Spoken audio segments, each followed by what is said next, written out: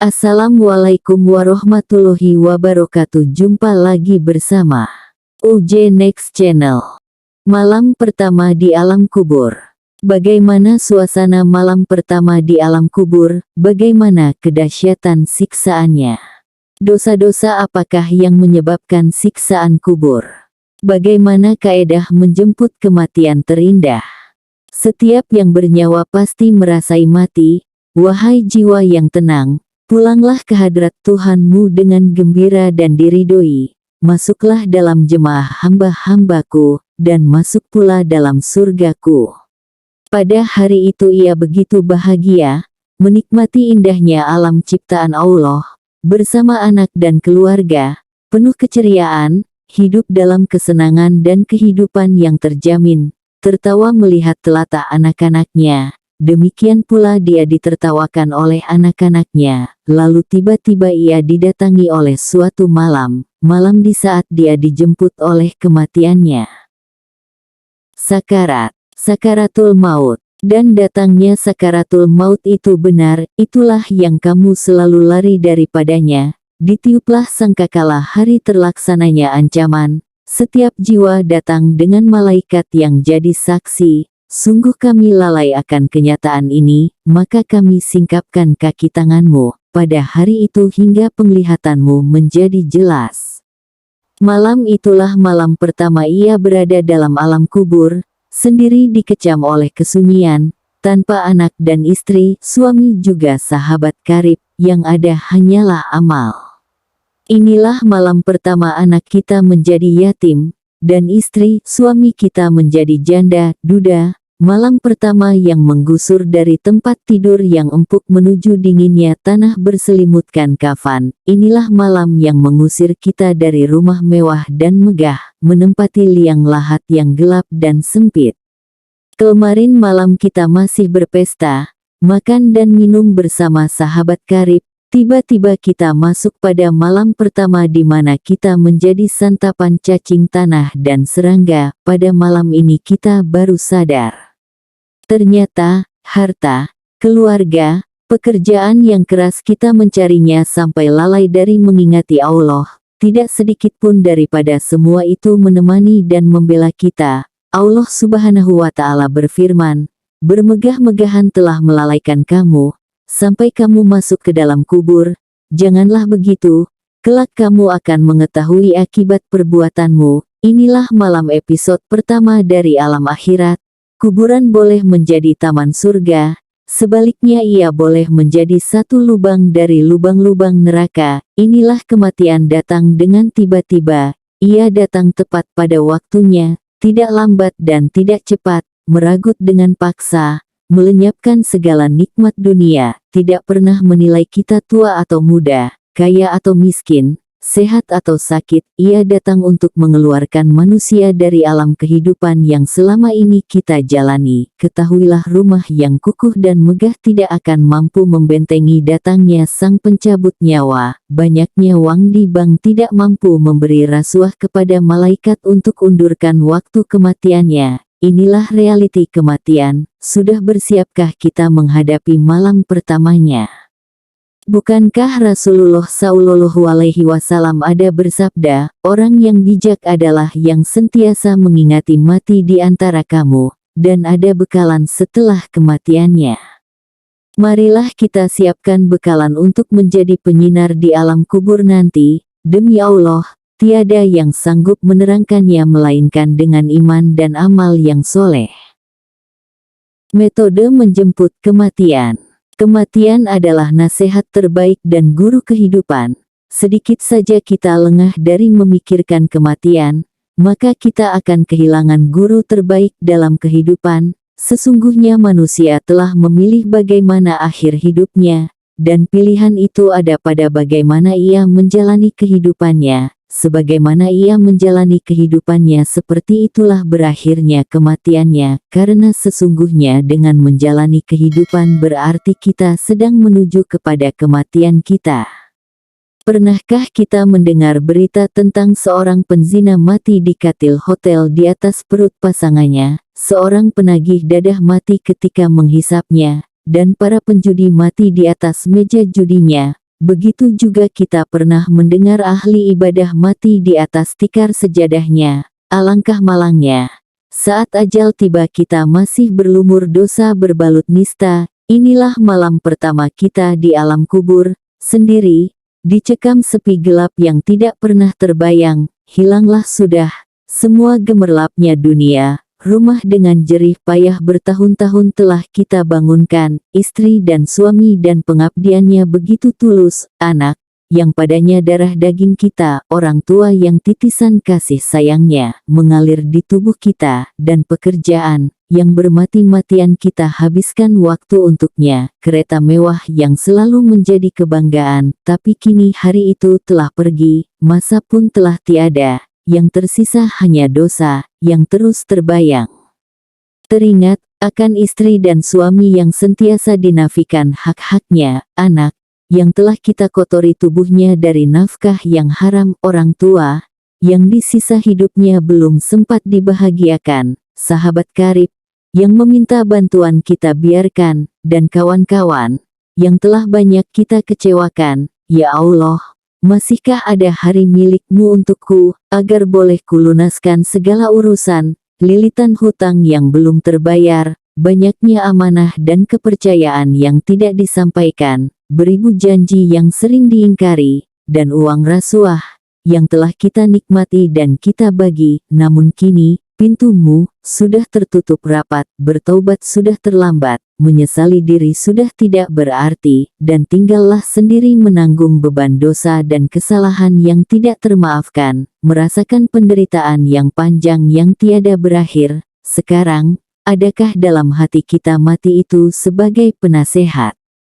Fasa-fasa alam kubur, kesempitan kubur, pertanyaan malaikat, azab atau nikmat kubur, ditempatkannya ruh dan kebangkitan. Alam kubur adalah alam perantaraan kehidupan dunia dan akhirat yang dimulai setelah kematian dan berakhir selepas kebangkitan.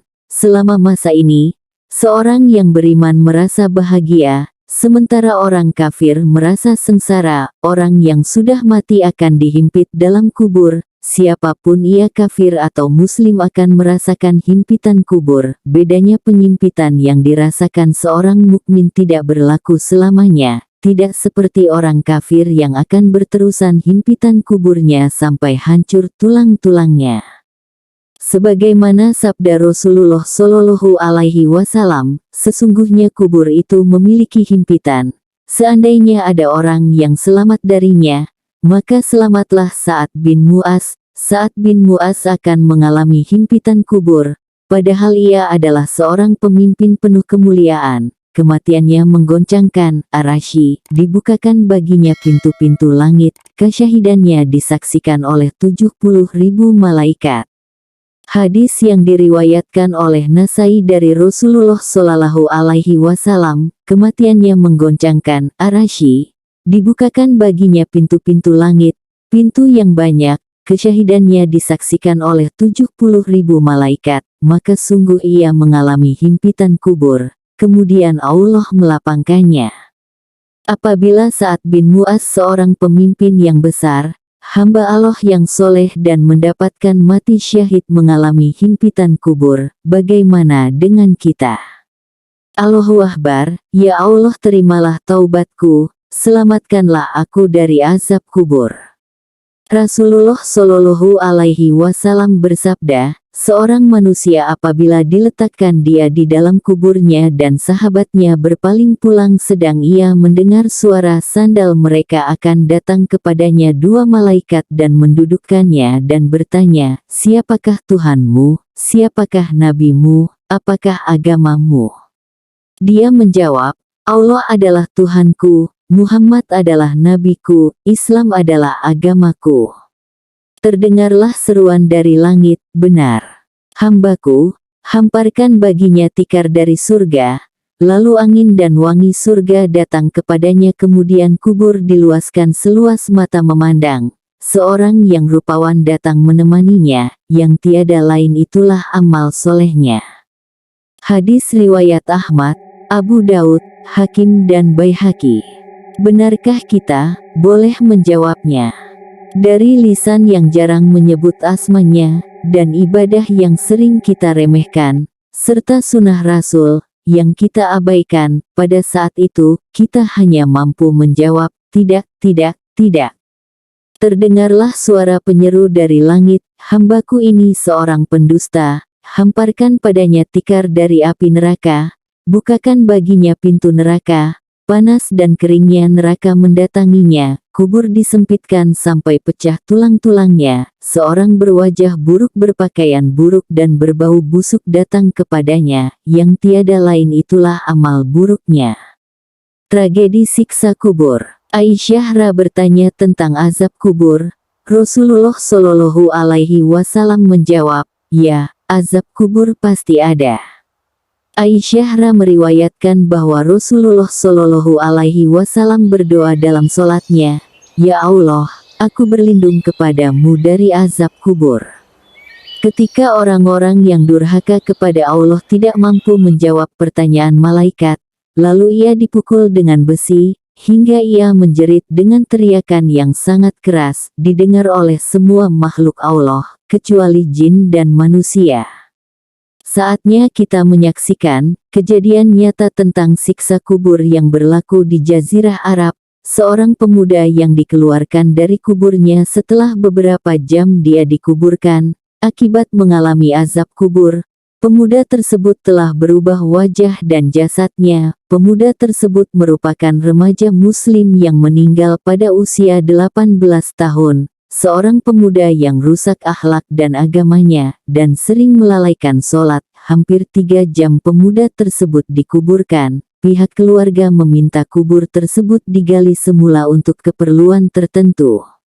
Dan apa yang terjadi selepas mayat tersebut dikeluarkan? Pandangan yang sangat mengaibkan, rambut yang hitam menjadi putih, dari mulut dan hidung keluar darah yang masih merah pekat, seperti baru mengalami siksaan kubur yang sangat keras, seperti ada yang memukul di bahagian belakang kepalanya, dengan wajah seperti dilemas dan membeku. Bagi seorang muslim, ini adalah pengajaran yang sangat-sangat berharga agar segera memperbaiki hidupnya, dengan bertaubat dari dosa-dosa yang telah dilakukan.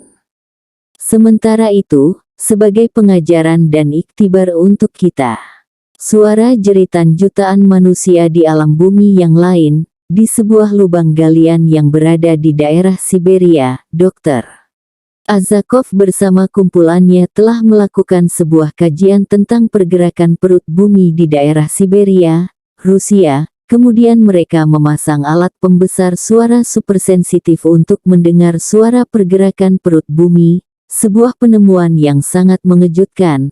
Ketika mesin penggali sampai pada salah satu perut kulit bumi, dari ruang alam bumi yang lain, terdengar suara manusia berteriakan sangat keras dalam kesakitan, bahkan suara jeritan itu jumlahnya bukan seorang tetapi ribuan bahkan jutaan orang. Sebagai seorang muslim kita tidak akan ragu lagi bahwa suara tersebut adalah suara manusia yang sedang disiksa di alam kubur. Sebab-sebab siksa kubur. Ibnu Qayyim rahimahullah, dalam kitab Ar-Ruh menyebutkan ada beberapa dosa dan maksiat yang dapat menyebabkan kita disiksa di alam kubur, diantaranya 1. Melalaikan sholat. 2. Membaca Al-Quran kemudian melupakannya. 3. Tidak bersuci setelah membuang hadas kecil. 4. Berkata bohong. 5. Tidak membayar zakat. 6. Corak kehidupan yang berlebih-lebihan. 7. Memakan riba. 8. Rasuah. 9. Memfitnah sesama saudara muslim. 10. Khianat terhadap amanah. 11. Enggan menolong sesama muslim. 12. Meminum arak. 13. Berzina. 14. Membunuh. Wahai anak Adam, sesungguhnya apa yang kau minta dariku, dan yang kau harapkan dariku, ampunanku bagimu yang meminta dan tidak bagi yang enggan. Wahai anak Adam, meskipun dosamu sepenuh petala langit, kemudian engkau meminta ampun padaku, ampunanku bagimu dan tidak bagi yang enggan. Wahai anak Adam, seandainya kau datang padaku dengan kesalahan seluas bumi, kemudian engkau datang kepadaku, dan tidak berbuat syirik padaku dengan sesuatu pun, sungguh aku akan berikan kepadamu ampunan. Ya Allah, terimalah taubatku, ya Allah, terimalah taubatku, ya Allah, terimalah taubatku. Alangkah bahagianya, seandainya maut menjemput kita sedang berurai air mata merasakan manisnya iman dalam sujud penghambaan, rindu akan perjumpaan dengannya. Alangkah indahnya air mata yang selalu berlinang dari munajat seorang anak soleh kepada Allah, merindukan kemuliaan dan keselamatan bagi kedua orang tuanya, taburan doanya menjadi cahaya yang menerangi dari gelapnya alam kubur. Doa-doanya menghantar kepulangan orang tuanya pada Allah dalam husnul khatimah, rintihan dan munajatnya menjadi benteng yang kukuh sebagai penghalang dari azab dan siksa kubur, doa yang tiada terputus mengalir dari ketulusan dan keheningan hati agar orang tuanya dalam kasih sayang Allah. Assalamualaikum warahmatullahi wabarakatuh. Terima kasih sudah menonton video kami.